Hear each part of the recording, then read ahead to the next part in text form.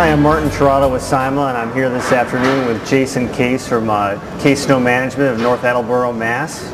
Jason, welcome to the Symposium. Thank you very much. You've been here several years and involved on the Symposium Planning Committee.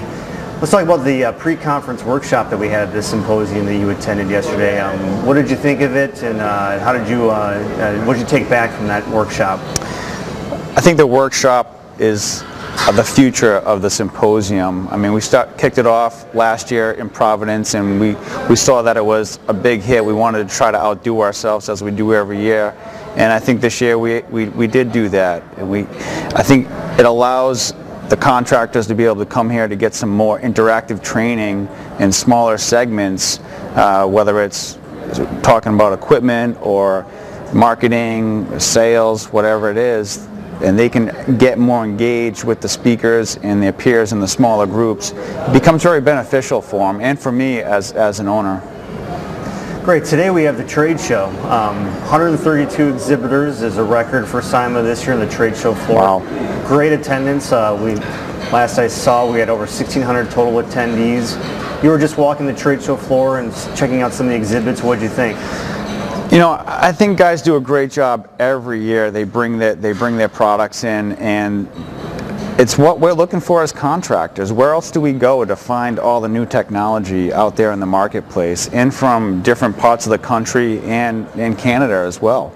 And again, it's a huge audience for a guy like me to go into and have all those options. I may be able to research one plow company, but here I see 5 or 6 plow manufacturers, and to be able to price all them out allows me to have a competitive advantage in the industry against my competitors. Yeah, great. 19 educational sessions, variety of different topics. What are one or two of the ones that you're most looking forward to attending, or maybe ones that you attended already today?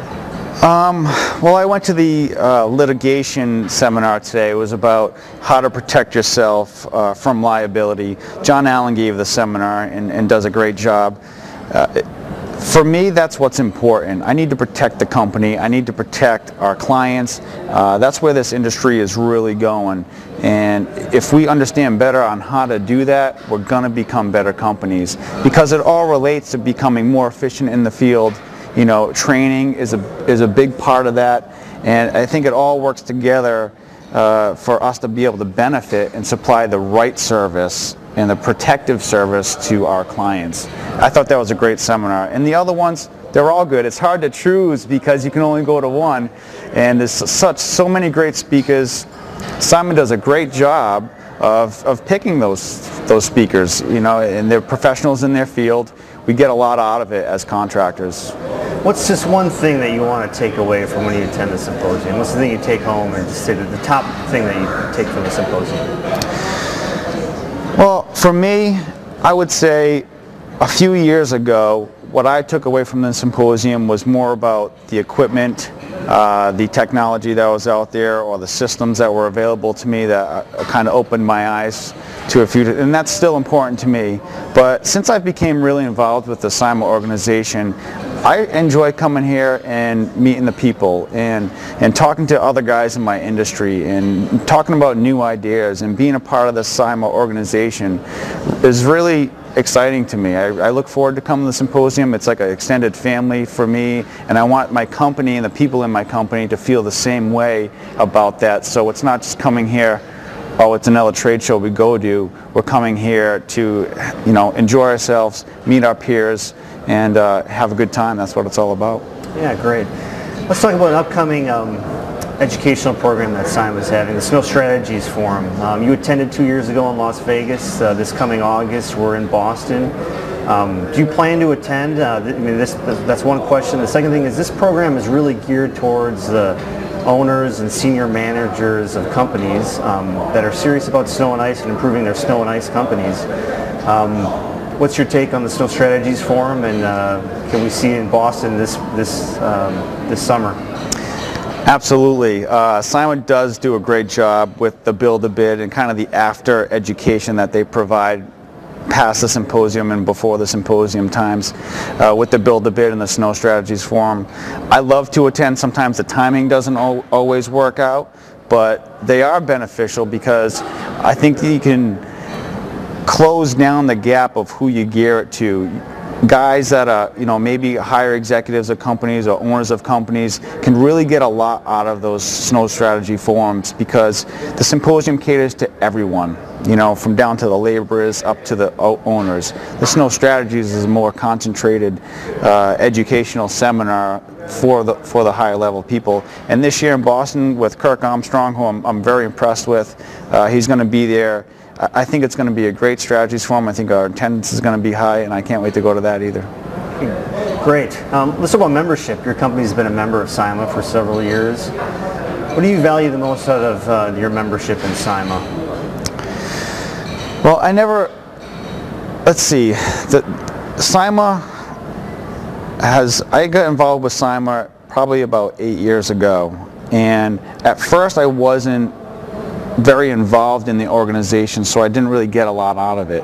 It wasn't too recently, maybe 4 to 5 years ago, where I really started to get involved in the organization and getting on the planning committee and really engaging with the other committee members and the people in SIMA, that I ended up getting a lot out of the organization, and what was really here, because you don't know unless you talk to the people and you interact with everybody.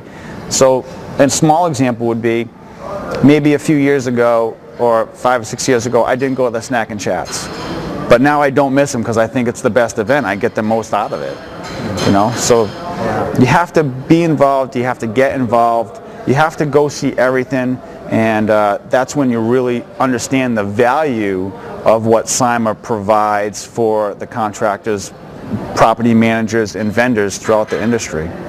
And over the course of the years, I think with your involvement in SIMA, you've gotten a CSP, a Certified Snow Professional certification. What does that mean to you, and what does it mean to your company?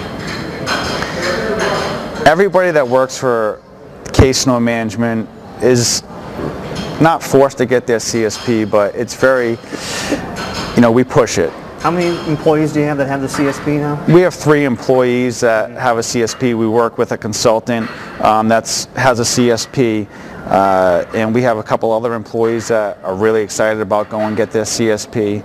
And we're a huge promoter. Our company's a huge promoter of education and continuing the training because it only benefits the company at the end of the day. But the CSP, I got to say, has come a long way from its initial kind of certification process. It's becoming more, the awareness of it to property managers and property owners is getting greater. SIMA has their work cut out for them a little bit about increasing that awareness, and I understand we're looking at other things and other certifications like the snow technician that guys that are laborers or operators can go get trained on and have that certification, which is important for me, for my field guys as well. When you've used your CSP to market your company or yourself, and you've taken that to property owners, property managers, your customers, what's the feedback that you're getting on the CSP? It's certification in general, really. Yeah, it's a little, we have the positive extreme and then the negative extreme. And the positive extreme is when you tell somebody you're a CSP, and it stands for a Certified Snow Professional, there's some excitement there. Oh, really? I didn't know that existed. Tell me a little bit more about it. What's the process? What is that, how does that help you? That is always exciting for me because that means you're dealing with either a property manager that knows that I'm bringing something extraordinary to the table. But more often than not, at this point, we get guys that they don't even know what the CSP means. They're not familiar enough with it. So we have to go the extra mile to educate them what the CSP even stands for. And what kind of value is that going to provide for them? So it's on the extreme still. I try to get guys to put it in their RFPs because I think that a CSP does carry a lot of weight and it does carry a lot of value, for the client. Yeah. Okay, let's describe, do one word to describe the winter season from in Massachusetts and North Attleboro. One word, how would you describe winter in your area? Oh boy, tiring. It was tiring. This past winter we had a record-breaking year in January, the most snowfall that's ever fallen in Massachusetts in the month of January, and overall I believe it was the 7th largest winter ever recorded in history, but it all fell in one window, which for us as a company never had experienced that amount of snow in that short period of time, so it was exhausting. Yeah. That's it. Thanks, Jason, for your time. Appreciate it. Thank you very much.